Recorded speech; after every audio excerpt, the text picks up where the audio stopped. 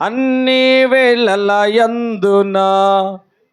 కాబట్టి వాగ్దానాలు నెరవేర్చే దేవుడు ప్రియ దేవుడు. కాబట్టి ఆ రీతిగా మనము మరి సమృద్ధివంతమైన జీవితం, ఆరోగ్యవంతమైన జీవితం, విజయవంతమైన జీవితం, కీర్తివంతమైన జీవితం, సుఖవంతమైన జీవితం కలిగి ఈ సంవత్సరం అంతా కూడా ప్రభువు కొరకు జీవించుదుముగాక, ప్రభువుని ప్రేమించుదుముగాక, ఆయన ఆ మార్గంలో నడిచేవారంగా ఉందుముగాక, ఆయనను ఆరాధించేవారముగా ఉందుముగాక.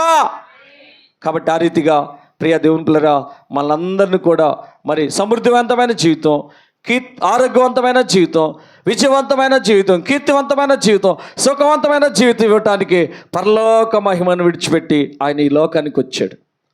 కల్వరి శిలువలో రక్తం కార్చాడు, ప్రాణం పెట్టాడు. ఇంకా మరి ఇదే అనుకూల సమయం, నేడే రక్షణ దినం.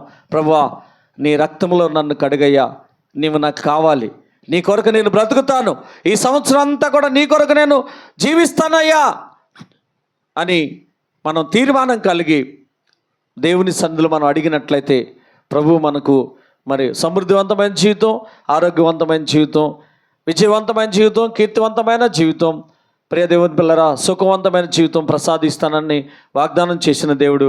కాబట్టి ప్రభు ఇచ్చేటువంటి ఈ శ్రేష్టమైనటువంటి ఆశీర్వాదము, క్షేమము, సంతోషం కలిగి ప్రభు కొరకు జీవిద్దాం.